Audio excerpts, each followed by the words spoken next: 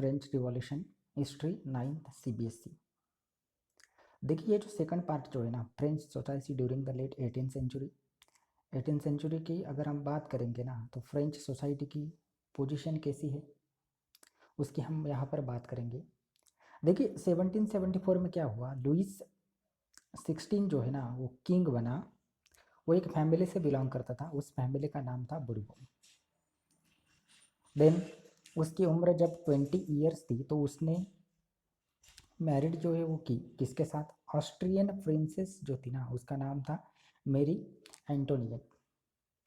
Then राजा बनने के बाद उसने देखा कि जो फ्रांस की जो इकोनॉमिकल कंडीशन जो थी ना वो अच्छी नहीं थी।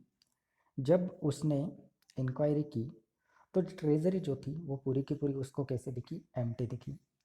तो ये जो एम्प्टी ट्रेजरी जो थी ना उसके पीछे रीज़न क्या क्या हो सकते हैं, क्यों इकोनॉमिकल बैकग्राउंड जो था वो फ्रांस का अच्छा नहीं था 18th सेंचुरी में। इसके पीछे रीज़न आप देख लीजिएगा। पहला जो है लॉन्ग ईयर ऑफ वॉर्स, वार जो है सबसे ज़्यादा चलता था। देन फाइनेंशियल रिसोर्सेज जो है उसकी बहुत ज़्यादा कमी थी। Then cost of maintaining specially palace of Versailles, जो वर्साइल का जो पैलेस जो था ना उसके लिए भी ज़्यादा से ज़्यादा मेंटेनिंग चार्ज जो है वो लगता था। देन साथ ही फ्रांस ने क्या किया, जो अमेरिका जो था, अमेरिका की जो 13 कॉलोनीज जो थी ना वो इंडिपेंडेंस चाहती थी। फ्रांस और अमेरिका का उनका जो कॉमन एनिमी था ब्रिटेन, इसीलिए फ्रांस ने क्या किया था, 13 अमेरिकन कॉलोनीज जो थी उनको हेल्प की थी। इसलिए यहाँ पर भी पैसा जो है ना फ्रांस गवर्नमेंट का ज़्यादा से ज़्यादा खर्च होता था। देन इसके द्वारा और क्या हुआ, जब डेब्ट की अगर हम बात करेंगे ना, फ्रांस सोसाइटी जो थी, फ्रांस कंट्री जो थी इन 18th सेंचुरी में उनके ऊपर डेब्ट जो था 1 बिलियन था। लेकिन जब हम बात करेंगे फ्रांस मोनार्की की, लुइस 16 की, स्पेशली जो फिजूल खर्च जो थी ना वो ज़्यादा से ज़्यादा बढ़ गए थे। इसलिए जो लोन जो था ना वो कितना बढ़ गया था, 2 बिलियन बढ़ गया था। और उनकी जो करेंसी जो थी वो है लिवरे। देखिए 18th सेंचुरी में जो गवर्नमेंट था फ्रांस का उनकी करेंसी थी लिवरे। अगर हम आज की बात करें ना तो आज फ्रांस गवर्नमेंट जो है उनकी करेंसी है यूरो। देन उसके साथ ही फ्रांस गवर्नमेंट ने जिससे पैसा लिया था, स्पेशली जो लेंडर्स जो थे वो 10% इंटरेस्ट की बात कर रहे थे। इसलिए ये ज़्यादा से ज़्यादा महंगा पड़ सकता था किसके लिए, फ्रांस के लिए। तो देखिए उसके साथ ही फ्रांस गवर्नमेंट जो था उसका एक्सपेंडिचर कहाँ कहाँ पर होता था, उनका एक्सपेंडिचर जो है मेंटेनिंग ऑफ आर्मी, आर्मी को मेंटेन करने के लिए। जो कोर्ट जो था वहाँ पर भी ज़्यादा से ज़्यादा एक्सपेंडिचर होता था। देन गवर्नमेंट ऑफिसेस और यूनिवर्सिटी जो है वहाँ पर भी ज़्यादा से ज़्यादा एक्सपेंडिचर फ्रांस का होता। तो फिर देखिए ये जो लॉस जो है, ये लॉस भरने के लिए और लोन जो है वो कम करने के लिए टैक्स क्या कर दिए गए, टैक्स जो है बढ़ा दिए गए। लेकिन फिर भी जो फ्रांस की गवर्नमेंट जो थी, फ्रांस की गवर्नमेंट एक्सपेंडिचर जो है वो कम नहीं कर सकी। और टैक्सेस बढ़ाने के बाद भी जो कंडीशन जो थी वो अच्छी नहीं हो सकी। नेक्स्ट पॉइंट जो है वो है 3 एस्टेट।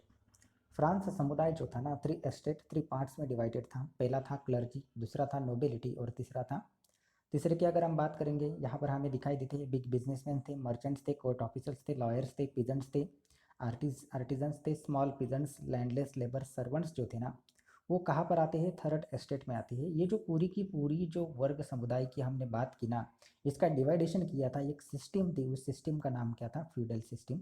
ये फ्यूडल सिस्टम सामंती व्यवस्था जो है ना ये कब चलती थी, मिडल एज में, मध्ययुगीन युग जो है उसमें हमें ये फ्यूडल सिस्टम दिखाई देती है। और उसका शासन जो है ना किस पद्धति के अनुसार किया जाता था, उस पद्धति का नाम था ओल्ड रीजन। इट मीन्स प्राचीन राजतंत्र जो है, प्राचीन राजतंत्र 1789 से पहले कहाँ पर चलता था, फ्रांस में चलता था। और ये मध्ययुगीन समाज जो है उसमें एक सिस्टम थी, उसका नाम क्या था, फ्यूडल सिस्टम। उसके अनुसार ये 3 पार्ट्स जो है वो डिवाइडेड थे, कहाँ पर, फ्रांस में। देन 3 एस्टेट में से जो टैक्स जो है ना, टैक्स पेइंग कौन था, जो 3rd एस्टेट जो है, पीजेंट्स जो है, फार्मर्स जो है, लॉयर्स की अगर हम बात करेंगे वही क्या कर सकते हैं, सिर्फ टैक्स जो है वो पे कर सकते हैं। बाकी के जो ऊपर के 2 समुदाय जो थे, 2 एस्टेट जो है, क्लर्जी और नोबेल जो है वो टैक्स पे नहीं करेंगे। पीजेंट्स के बारे में बोला जाए तो लगभग 90% जो पॉपुलेशन थी पीजेंट्स की, उनके पास बहुत कम लैंड थी, लेकिन 60% लैंड जो थी ना वो किसके पास थी, जो नोबेल्स और चर्च जो है उनके, और कुछ लैंड जो है थर्ड एस्टेट के कुछ मेंबर्स जो है उनके द्वारा भी की जाती थी, लेकिन वो बहुत रिचर होते थे थर्ड एस्टेट में भी।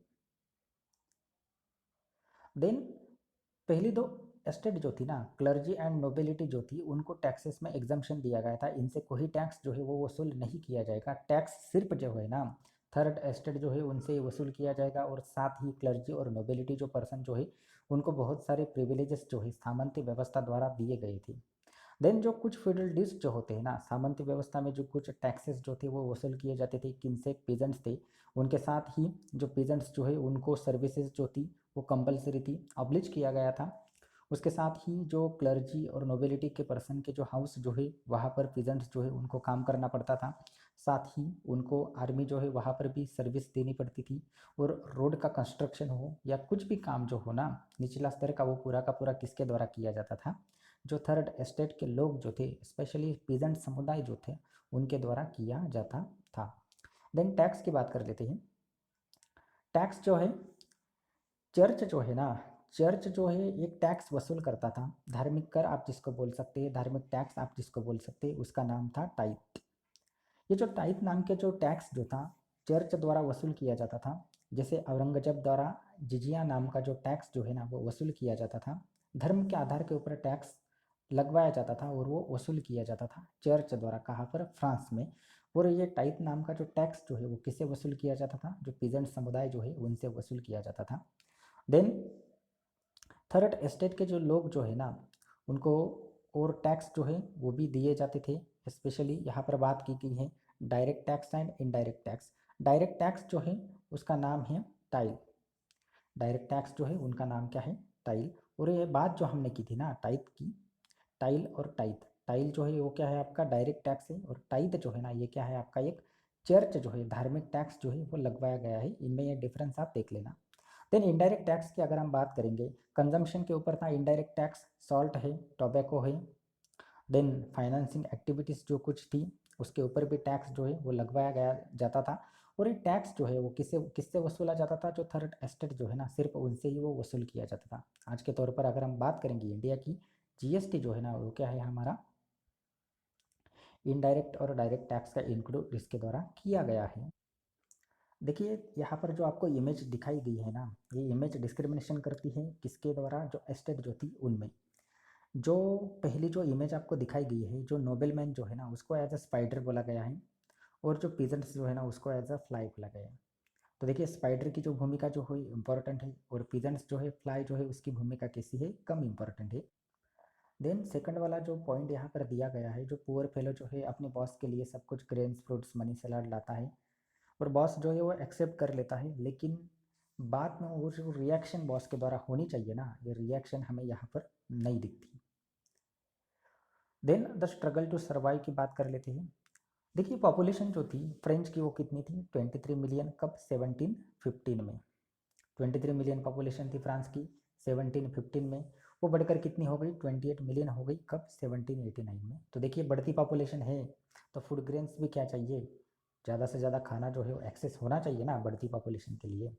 सो प्रोडक्शन जितना ज़्यादा होगा उतना ही पॉपुलेशन को खाना जो है वो मिल सकता है, लेकिन प्रोडक्शन क्या हो गया फ्रांस में, कम हो गया। डिमांड जो है फूड ग्रेन्स की ज़्यादा बढ़ गई और प्रोडक्शन कैसा हो गया, कम हो गया। तो इनडायरेक्टली जो स्टेपल डाइट होता है, मुख्य आहार जो होता है ना लोगों का, उसकी प्राइसेस कैसी हो गई, बढ़ गई। देन लेबर्स जो थे उनकी मजदूरी की दर जो थे ना वो भी कैसी थी, फिक्स थे। फिक्स मजदूरी जो थी वो किनको दी जाती थी, लेबर को दी जाती थी। इसलिए क्या होता था, लेबर का इनकम जो था ना वो हमेशा कैसा होगा, कम होगा। तो इनकम कम होने से क्या हो गया, जो पुअर पीपल जो है ना वो पुअर ही रह गया, और जो रिच पीपल जो है वो रिच हो गया। तो पुअर और रिच के बिटवीन जो गैप होता है ना वो ज़्यादा से ज़्यादा बढ़ता हुआ हमें फ्रांस की सोसाइटी में दिखाई देता है। देन ये कंडीशन और ज़्यादा क्रिटिकल कब हो जाती, जब ड्राउट आ जाता या हार्वेस्ट जो है ना वो अच्छा नहीं आ जाता, तो ये सिचुएशन जो है वो और ज़्यादा क्रिटिकल होती हुई हमें दिखाई देती। सब्सटेंसेस क्राइसिस की बात की गई है, जो जीविका होती है ना, जीने के लिए क्या क्या चाहिए, वो फ्रांस में नहीं मिलता था। इट मीन्स जो बेसिक नीड्स होती है वो फ्रांस में भी कंप्लीट नहीं की जा सकती थी। सो ये जो सिचुएशन जो थी ना वो कैसी हो गई थी, पूरी की पूरी फ्रिक्वेंटली हो गई थी ड्यूरिंग ओल्ड रिजिम, जो प्राचीन राजतंत्र जो था, उस प्राचीन राजतंत्र में लोगों को जीने के लिए संघर्ष जो है ना वो करना पड़ता था। जीने के लिए संघर्ष जो है, सब्सटेंसेस क्राइसिस जो है वो हमें फ्रांस में दिखाई देते हैं। कभी कभी बैड हार्वेस्ट हो जाता था, देन एपिडेमिक जो थी वो आ जाती थी। इसीलिए क्या होता था, जो पुअर पीपल जो थे ना उनका भारी नुकसान जो है वो हो जाता था। तो देखिए पॉइंट 1.3, अ ग्रोविंग मिडिल क्लास सोसाइटी जो थी, जो प्रिविलेज थे first estate and second estate के खिलाफ क्या किया, हम इस पार्ट में देखते हैं। देखिए पास्ट में क्या होता था, जो पीजेंट्स एंड वर्कर्स जो होते थे ना, रिवोल्ट करती थी, विद्रोह करती थी। किसके अगेंस्ट? जब टैक्स इंक्रीज हो जाता उसके अगेंस्ट, जब फूड की कमी आती तब। लेकिन उनके पास ऐसा कुछ परफेक्ट प्रोग्राम नहीं था। इसके लिए क्या होता था, इट मीन्स ये जो परफेक्ट प्रोग्राम नहीं होने की वजह से क्या होता था, सोशल एंड इकोनॉमिकल चेंज जो है ना वो नहीं आता था। थर्ड एस्टेट के कुछ लोग ऐसे थे, उन्होंने क्या किया, एजुकेशन जो है, एजुकेशन एक्सेप्ट किया। एजुकेशन एक्सेप्ट करने के बाद न्यू आइडियोलॉजी जो है वो जनरेट होती गई, थिंक टैंक जो है वो बनती गई, किनके द्वारा, थर्ड एस्टेट द्वारा। तो इसलिए 18th सेंचुरी जो थी ना, 18th सेंचुरी किसकी साक्ष्य देता है, जो मिडिल क्लास सोसाइटी जो है उसका क्या हुआ, ओरिजिन हुआ कब, 18th सेंचुरी में। ये मिडिल क्लास सोसाइटी जो होती है, जो ट्रेडमैन होते हैं, जो मैन्युफैक्चरिंग करते हैं, goods and services, woollens, silk, textile की अगर हम बात करेंगे, और जो एक्सपोर्ट इंपोर्ट करते हैं, उनका इस सोसाइटी में ज़्यादा इम्पैक्ट हमें बढ़ता हुआ दिखाई देता है। साथ ही इसके साथ मर्चेंट्स थे, मैन्युफैक्चरर्स थे, लॉयर्स थे, एडमिनिस्ट्रेटिव ऑफिसर्स थे। देन उनका कहना था कि कोई भी ग्रुप जो है ना, कोई भी एस्टेट जो है, first estate and second estate की अगर हम बात करेंगे ना, कोई भी पर्सन को अधिकार जो है ना वो बाय बर्थ नहीं होना चाहिए। लेकिन वो अधिकार कैसा होना चाहिए, पर्सन के स्किल के ऊपर होना चाहिए, पर्सन के स्किल के ऊपर होना चाहिए, मेरिट के ऊपर होना चाहिए, उसका एजुकेशन जो है वो देखना चाहिए, तभी उसको अधिकार जो है ना वो देने चाहिए। ऐसा किसका कहना था, जो थर्ड एस्टेट जो है उसका कहना था। इसमें से भी जो मिडिल क्लास जो है ना उनका कहना था कि अधिकार जो है वो मेरिट के बेसिस के ऊपर होने चाहिए। देखिए डिमांड क्या थी, जो मिडिल क्लास सोसाइटी जो थी उनकी डिमांड क्या थी कि सबको फ्रीडम देना चाहिए, उसके साथ ही इक्वल लॉस जो है, अपॉर्चुनिटीज वो सबको मिलनी चाहिए। कुछ फिलोसोफर्स जो थे ना उसका इम्पैक्ट हमें फ्रांस में दिखाई देता है, जॉन लॉक है, देन रूसो है, मॉन्टेस्क्यू जो है, इनका इम्पैक्ट जो है फ्रांस के ऊपर हमें सबसे ज़्यादा दिखाई देता है। देखिए लॉक जो है ना, लॉक ने एक ऐसे जो है उसका लॉक का टू ट्रीटीज ऑफ गवर्नमेंट ने, लॉक ने क्या बात की है, लॉक रिफ्यूट, इग्नोर करता है किसको, doctrine of the divine and monarch, जो दैवी अधिकार है और राजाशाही अधिकार जो है ना उसको इग्नोर करता है, उसको रिजेक्ट करता है, कौन, जॉन लॉक। देन रूसो की अगर हम बात करेंगे, रूसो ने गवर्नमेंट जो है वो जनरेट किया, और रूसो का कहना था कि गवर्नमेंट कैसा होना चाहिए, स्पेशली यहाँ पर सोशल कॉन्ट्रैक्ट होना चाहिए, किसके बिटवीन, पीपल एंड रिप्रेजेंटेटिव। जो पीपल है और रिप्रेजेंटेटिव है, जो पीपल है वो पीपल क्या करेंगे, अपने रिप्रेजेंटेटिव चुनेंगे और उनमें क्या होना चाहिए, एक सोशल कॉन्ट्रैक्ट होना चाहिए। ऐसा गवर्नमेंट कौन चाहता था, रूसो चाहता था। देन मॉन्टेस्क्यू जो है उसका लेखा जोखा जो है द स्पिरिट ऑफ लॉस, उसमें मॉन्टेस्क्यू ने क्या बताया है, ये गवर्नमेंट ऐसा होना चाहिए, लेजिस्लेटिव होना चाहिए। इट मीन्स जहाँ पर क्या किया जाता है, लॉ जो है वो बनाया जाता है, एग्जीक्यूटिव होना चाहिए, कार्य किया जाता है उस लॉ के ऊपर, और जुडिशरी होनी चाहिए जहाँ पर न्यायदान जो है वो दिया जाता है। इसके साथ ही कुछ एग्जाम्पल जो है यूएसए के हैं, यूएसए में एक गारंटी दी गई किसकी, इंडिविजुअल राइट्स की, मानवता और समान अधिकार जो है वो यूएसए में दिए गए। उसके साथ ही पॉलिटिकल थिंकर्स और आइडियोलॉजी जो थी ना ऑल ओवर द वर्ल्ड की, उसका इम्पैक्ट जो है फ्रांस की थिंक टैंक के ऊपर ज़्यादा से ज़्यादा पड़ा, स्पेशली जो मिडिल क्लास सोसाइटी थी उनके ऊपर पड़ा। तो इन्होंने क्या मांग की थी, ये जो प्रिविलेजेस जो है ना वो प्रिविलेज जन्म से नहीं होने चाहिए। तो साथ ही उसका इम्पैक्ट, फिलोसोफर्स का इम्पैक्ट हमें यहाँ पर दिखता है। उनकी जो आइडियोलॉजी जो थी फिलोसोफर्स की वो कहाँ पर डिस्कस की जाती थी, जो सलन्स के शॉप्स होते थे वहाँ पर, कॉफ़ी हाउसेस जो है वहाँ पर, और बहुत सारे पीपल जो थे ना बाय बुक और न्यूज़पेपर, जो इन्फॉर्मेशन थी थिंकर्स की उनको पता चलती थी कि कैसे डेवलपमेंट लाई जा सकती है, कैसे एक पर्टिकुलर शासक वर्ग के जो अधिकार जो है ना उनको रिजेक्ट किया जा सकता है। देन कुछ फिलोसॉफिकल आइडियोलॉजी जो थी, जो अनपढ़ लोग जो थे, पढ़ना लिखना नहीं जानते थे, वो भी समझ सकते थे, क्योंकि लावल्डी ग्रुप में ये जो बातें जो थी ना फ्रांस में बदलाव की डिस्कस की जाती थी। उसके साथ ही एक न्यूज़ जनरेट हो गई, वहाँ पर बताया गया कि जो लुईस 16 जो है वो ज़्यादा से ज़्यादा टैक्स जो है वो लगवाने वाला है, और प्रिविलेजेस अधिकार जो है वो ज़्यादा से ज़्यादा देने वाला है, किनको, चर्च और नोबिलिटी को। तो उसके खिलाफ लोग जो है ना वो रिवॉल्ट करने लगे। सो यहाँ पर हमारा पार्ट सेकंड जो है वो कंप्लीट होता है।